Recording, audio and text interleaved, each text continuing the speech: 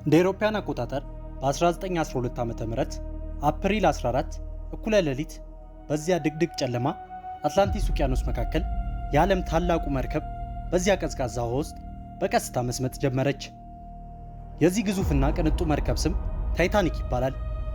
በዚያ ሌሊት ከ1500 በላይ የሚቆጠሩ ሰዎች በቀዝቃዛው ውቅያኖስ ውስጥ ሕይወታቸውን አጡ። ነገር ግን የታይታኒክ መርከብ ታሪክ ሲነገር ብዙ ጊዜ ሰዎች የሚያስቡት አንድ ነገር ብቻ ነው። እሱም መርከቡ አይስበርግ ከተባለ የበረዶ ግግር ጋር ተጋጭቶ እንደሰመጠ። ነገር ግን ታሪኩ ይህ ብቻ ነው ወይስ ከዚህ በላይ ሌላ ያልተነገረ ታሪክ አለ? በዚህ ቅንጡ መርከብ ላይ ተራ የሆኑ ተሳፋሪዎች ብቻ አልነበሩም። በዚያች መርከብ ላይ ዓለም ላይ አሉ የተባሉ የከፍተኛ ሀብት ባለቤት ከሆኑ ባለጸጎች መካከል አንዳንዶቹ ተሳፍረው ነበር።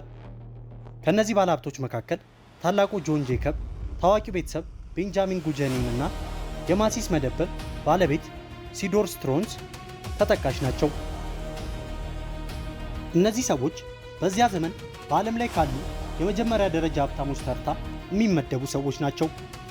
በዚያ ሌሊት አንዳንድ ሰዎች እየሰመጠች ካለችው መርከብ በጀልባ እየተሳፈሩ ሲያመልጡ፣ እነዚህ ሰዎች ግን አልዳኑም። ከዚህ በላይ ደግሞ ሌላ አንድ ነገር የሰዎችን ቀልብ ስቧል። ጄፒ ሞርጋን የተባለ በዚያን ዘመን ከተፈሩትና ከታላላቅ ባንከሮች መካከል የሆነ አንድ ሰው የታይታኒክ መርከብ መሳፈሪያ ትኬት ቢኖረው ጉዞ ሊቃረብ ጥቂት ደቂቃዎች ሲቀሩት በድንገት ታመምኩ በሚል ሰበብ ጉዞውን የሰረዘ መሆኑና ይህ ሰው የታይታኒክ መርከብ ግንባታ ላይ ዋነኛ የገንዘብ ድጋፍ የሚያደርግ ሰው መሆኑ ለብዙ ሰዎች ጥያቄ ፈጥሯል። ጄፒ ሞርጋን ታመምኩ ብሎ ቢናገርም ፈረንሳይ ውስጥ ባለ ቅንጡ ሆቴል ሲዝናና የሚያሳዩ ሪፖርቶች ወጥተዋል። ይህም ሰዎችን አንድ ጥያቄ እንዲጠይቁ አደረገ። ሞርጋን ምን አውቆ ነበር? ታሪኩን ይበልጥ አስገራሚ የሚያደርገው በዚያ ጊዜ አሜሪካ ውስጥ አንድ ታላቅ የገንዘብ ስርዓት ለመፍጠር የተነደፈው እቅድ ነው። ይህ እቅድ ከጥቂት ዓመታት በኋላ ፌዴራል ሪዘርቭ የተባለ ታላቅ ባንክ ሆነ። ነገር ግን አንዳንድ ባለሀብቶች ይህንን እቅድ አይደግፉም ነበር። ከእነዚህ ባለሀብቶች መካከል ደግሞ በዚህ መርከብ ላይ የተጓዙት ጆን፣ ቤንጃሚን እና ሲዶር ዋነኛ ተጠቃሽ ናቸው። ታዲያ እነዚህ ሰዎች አንድ ጥያቄ ይጠይቃሉ። እውነት ታይታኒክ መርከብ በአደጋ ሰመጠች ወይስ ከዚህ በስተጀርባ ሌላ የተደበቀ ሴራ አለ? መልሱን በዚህ ቪዲዮ ላይ ልናስቃኛችሁ ወደድን። ሁልጊዜም እንደነዚህ አይነት ከዚህ ቀደም በሚስጥር ተይዘው ያልተነገሩ ታሪኮች እንዲሁም በመላው ዓለም ላይ ተጽዕኖ የፈጠሩ ሰዎች ታሪኮች እንዲደርሷችሁ የሰብስክራይብ ምልክቷን ብሎም የደወል ምልክቷን በመጫን ቤተሰብ ይሁኑ።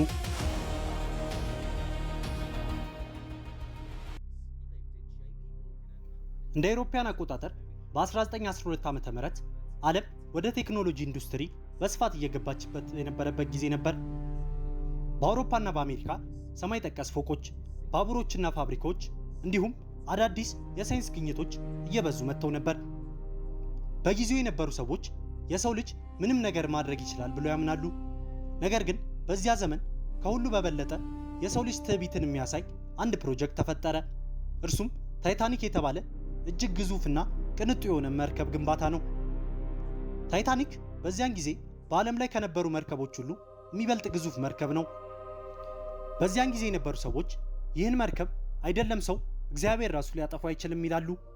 ነገር ግን ይህ ትምክታቸው ከ1912 ዓ.ም ኤፕሪል 14 እኩለ ሌሊት በኋላ ቆመ። ታይታኒክ በአትላንቲክ ውቅያኖስ ውስጥ ሰመጠ። ከ1500 በላይ የሆኑ ሰዎች ሕይወት ተቀጠፈ። ነገር ግን የዛሬው ታሪካችን በዋናነት የሚያተኩረው በትምህርት ቤት ስለተማርነው ወይም በፊልም ላይ ስለተመለከትነው ታሪክ አይደለም። የዛሬው ታሪካችን መነሻው አንድ ጥያቄ ነው። እሱም የታይታኒክ መርከብ ግንባታ በገንዘቡ ሲደግፍ የነበረው ሰው ለምን በመጨረሻው ደቂቃ ጉዞውን ሰረዘ? ይህ ሰውስ ማን ነው? ሙሉ ስሙ ጄፒ ሞርጋን ይባላል። በዚያን ዘመን ከነበሩ ኃይለኛ የፋይናንስ እንቅስቃሴ ከሚያደርጉ ሰዎች በግንባር ቀደምትነት የሚጠቀስ ሰው ሲሆን ብዙ ሰዎች የባንክ ንጉሥ እያሉ ይጠሩታል። የታይታኒክ መርከብ ግንባታም በእርሱ የገንዘብ አውታር ውስጥ ያለፈ ግንባታ ነው። ኢንተርናሽናል ሜርካንቲል ማሪን የተባለው በሞርጋን የሚመራው ድርጅት ዋይት ስታር ላይን የተባለውን የመርከብ ግንባታ ኩባንያ ይቆጣጠር ነበር። ስለዚህ በአጭሩ ታይታኒክ የሞርጋን ፕሮጀክት ነበር ማለት ይቻላል። ታዲያ መርከቡን የፈጠረው ሰው ራሱ በሰራው መርከብ ላይ ለመሳፈር ትኬት ቆርጦ ነበር። ነገር ግን በመጨረሻው ደቂቃ ጉዞውን ሰረዘ። ለዚህ ጉዞ መቅረትም እንደ ምክንያት ያቀረበው ነገር ህመም ገጥሞኛል የሚል ምክንያት ነበር። ነገር ግን እዚህ ጋር የሚያስገርም ሪፖርት ወጣ። እሱም ሞርጋን ታመምኩ ብሎ በቀረበት ቀን ወደ ፈረንሳይ እንደተጓዘና በዚያ በሚገኝ ሪዞርት ውስጥ ጤናማ ሆኖ እየተዝናና እንደነበር የሚያሳይ ሪፖርት ነው። እዚህ ጋር አንድ ጥያቄ ተነሳ። ሞርጋን ለምን ከታይታኒክ ጉዞ ቀረ? ይህ ጥያቄ ለመቶ ዓመታት ሰዎች ሊመልሷቸው ካልቻላቸው ጥያቄዎች ውስጥ አንዱ ሆኗል። ነገር ግን ይህ ብቻ አይደለም፣ ሌላ ነገርም አለ። በታይታኒክ መርከብ ከሚሳፈሩ ባለሀብቶች መካከል አንዳንድ ታላላቅ ባንከሮች ነበሩ። እነሱም ጆን ጄከብ፣ ቤንጃሚን ጉጀኒም እና ኢስዶር ስትራስ ናቸው። እነዚህ ሰዎች በዚያን ዘመን በዓለም ላይ ከሚገኙ ከፍተኛ ባለጠጎች መካከል የሚመደቡ ሰዎች ናቸው። የሚገርመው ነገር ደግሞ ብዙ ሰዎች ጀልባ እየተጠቀሙ ያመለጡ ሲሆን፣ እነዚህ ሰዎች ግን እንደ ተራ ሰው በመርከቡ ላይ ሆነው ሰምጠው ሞተዋል። እነዚህ ሰዎች በጊዜው ፌዴራል ሪዘርቭ ባንክ ተብሎ ከሚጠራው የባንክ ስርዓት እቅድ ጋር በዋነኛነት የሚጋጩ ሰዎች ነበሩ። አንዳንድ የሴራ ቲዎሪ ተመራማሪዎች እንደሚናገሩት ታይታኒክ ዝም ብሎ የተፈጠረ አደጋ ብቻ አልነበረም፣ እነዚህን ሰዎች ለመግደል የተዘጋጀ እቅድ ነበር ይላሉ። ሞርጋንም አደጋውን ቀድሞ ያውቅ ነበር። ታሪክን በጥልቅ ስንመለከት አብዛኛውን ጊዜ አደጋዎች ሲከሰቱ አደጋው ከመድረሱ በፊት የሚያስጠነቀቁ ምልክቶች የሚኖሩ ሲሆን የታይታኒክ መርከብም እነዚህ የአደጋ መልካች የሆኑ የሚያስጠነቀቁ ምልክቶች ነበሩት። ነገር ግን በጊዜው እነዚህን ምልክቶች ማንም ሰው አልሰማቸውም ወይም ሊሰማቸው አልፈለገም ነበር። በ1909 ዓ.ም በአየርላንድ ቢልፋስት ከተማ መገንባት የጀመረው ታይታኒክ መርከብ መገንባት ከጀመረበት ቀን ጀምሮ የመርከቡ መሐንዲሶች ያስተዋሉት አንድ ነገር ነበር። ታይታኒክ በጣም ከባድና ትልቅ የሆነ መርከብ ሲሆን በጊዜው ለዚህ ትልቅ መርከብ በቂ የሆነ የደህንነት ሕጎች አልነበሩ። ለምሳሌ ታይታኒክ ላይ ካሉት 2200 ሰዎች ሁሉንም ማዳን የሚችል የላይፍ ቦት ብዛት አልነበረም። ካሉት ሰዎች ውስጥ ግማሹን እንኳን መያዝ የሚችሉ የጀልባዎች ብዛት አልነበሩም። ታዲያ እዚህ ጋር ለምን የሚል ጥያቄ ይነሳል። ነገር ግን በሰዓቱ የነበሩት መሐንዲሶች የሰጡት መልስ ያስቃል። እሱም ብዙ ጀልባዎች ቢኖሩ የመርከቡ ውበት ይጠፋል የሚል መልስ ነበር። 1912 ዓ.ም ኤፕሪል 10 ታይታኒክ ከእንግሊዝ ሳውዛምፕተን ወደ አሜሪካ ኒውዮርክ የመጀመሪያውን ጉዞ አደረገች። በሺ የሚቆጠሩ ሰዎች በውቅያኖሱ ዳርቻ ላይ ቆመው እየጮሁና እያጨበጨቡ ሸኟት። መርከቧ በተነሳችበት በጥቂት ደቂቃ ውስጥ አንድ አስገራሚ ነገር ተፈጠረ። ታይታኒክ መርከብ ግዙፍ ከመሆኑ የተነሳ እንቅስቃሴ ሲጀምር የፈጠረው የውሃ ሞገድ ካጠገቡ ያለን ሌላ መርከብ አንቀሳቀሰው። በዚህም ቅጽበት ሁለቱ መርከቦች ሊቃጩ ተቃርበው ነበር። በዚህም ምክንያት ብዙ ሰዎች ይህ መርከብ መጥፎ ዕድል አለበት እያሉ መነጋገር ጀመሩ። ከዚያ በኋላ የመርከቡ የሬዲዮ ባለሙያዎች ከሌሎች መርከቦች በዚህ አካባቢ ብዙ የበረዶ ተራሮች አሉና በጥንቃቄ ተጓዙ የሚሉ መልእክቶች ይደርሷቸው ጀመር። ነገር ግን እነዚህ መልእክቶች ለሬዲዮ ባለሙያዎቹ ይድረሷቸው እንጂ የመርከቡ ዋና ካፒቴን ጋር ምንም ነገር አልደረሰም። ምክንያቱም የሬዲዮ ባለሙያዎቹ በሌላ ነገር ተጠምደው ነበር። እሱም በታይታኒክ ላይ የሚሳፈሩ ባለጠጎች የቢዝነስና የቤተሰብ መልእክቶችን ወደ አሜሪካ እንዲልኩላቸው ጠቀም ያለ ገንዘብን ከፍለው ስራ ሰጥቷቸው ነበር። በዚህ ምክንያት የሬዲዮ ባለሙያዎቹ እነዚህ መልእክቶች በመላክ ተጠምደው ነበር። በዚህ ስራቸው ላይ በጣም ከመጠመዳቸው የተነሳ ታይታኒክ ከፊት ለፊቱ አይስበርግ ከተባለ የበረዶ ተራራ ጋር ሊጋጭ ነው የሚለውን ከ6 ጊዜ በላይ የተላከውን ማስጠንቀቂያ አልሰሙትም ነበር እና አሁንም መርከቡ በፍጥነት እየተጓዘ ነው። ለምን? አንዳንድ የታሪክ ተመራማሪዎች እንዲህ ይላሉ። ዋይት ስታር ላይን አንድ ነገርን ለዓለም ማሳየት ይፈልጋል። እሱም ታይታኒክ መርከብ ኒውዮርክ በፍጥነት ከደረሰ ዓለም ሁሉ ስለዚህ መርከብ ያለው ምልከታ ጥሩ ይሆናል ብለው ያምናሉ እና ካፒቴኑ ይህንን ሪከርድ ለመስበር ፈልጎ ስለነበር በፍጥነት እየተጓዘ ነበር ይላሉ። ነገር ግን እዚህ ጋር የሚያስገርም ሌላ ነገር አለ። እሱም ታይታኒክ መርከብ ላይ የሚሰሩ የሉካውት ሰራተኞች ከፊት ለፊታቸው ያለውን የበረዶ ተራራ ለማየት የሚያስችል ባይኖኩላር ወይም አጉልቶ የሚያሳይ መሳሪያ አልነበራቸውም። ምክንያቱም የመርከቡ ዕቃ ክፍል ቁልፍ የያዘው ሰራተኛ በሰዓቱ በቦታው ስላልነበር የሉካውት ሰራተኞቹ በዚያ ድቅድቅ ጨለማ ያለ ባይኖኩላር ፊት ለፊት ያለውን አይስበርግ መመልከት ተስኗቸው ነበር። በጊዜው የነበረው የአየር ሁኔታ ጸጥ ያለ በመሆኑ ምክንያት ነገሩን ይበልጥ አከበደው። ምክንያቱም በጊዜው የነበረው የአየር ሁኔታ ነፋሻማ ቢሆን ኖሮ ነፋሱ ከአይስበርግ በረዶ ተራራ ጋር በሚፈጥረው ሞገድ በቀላሉ የመመልከት እድልን ይፈጥር ነበር። በዚህ ሁኔታ እየተጓዙ ባሉበት ጊዜ ከምሽቱ 5:40 አንደኛው የልካውት ሰራተኛ ከፊት ለፊቱ ጥቁር ግድግዳ ተመልክቶ ጮኸ። ነገር ግን የመርከቡን አቅጣጫ ለመቀየር ረፍዶ ነበር።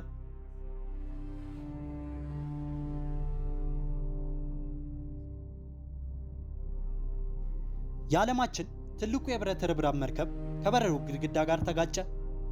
የመርከቡ ጎን በአይስበርግ ተነካ።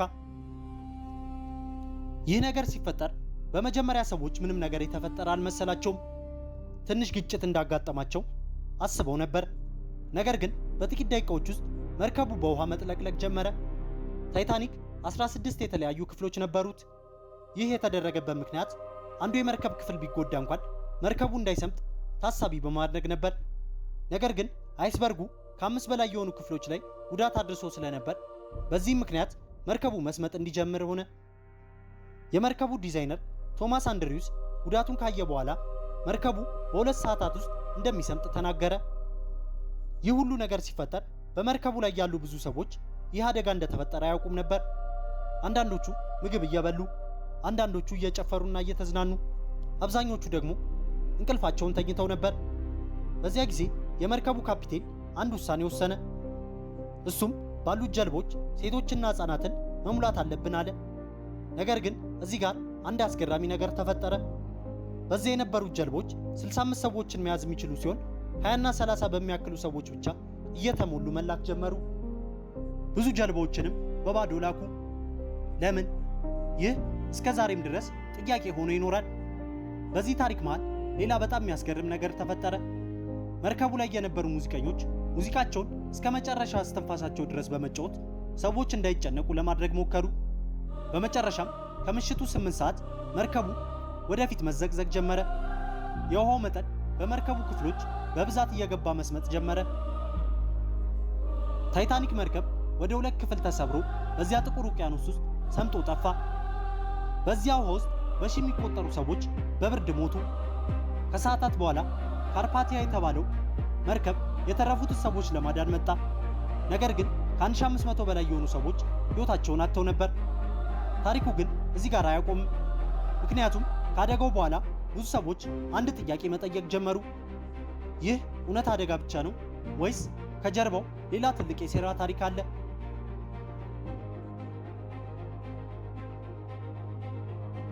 ዓ.ም ኤፕሪል 15 ጠዋት የታይታኒክ መርከብ ከሰመጠ በኋላ ዓለም ሁሉ ታይታኒክ ሰምጣለች የሚለውን ዜና እያናፈሰ ነበር።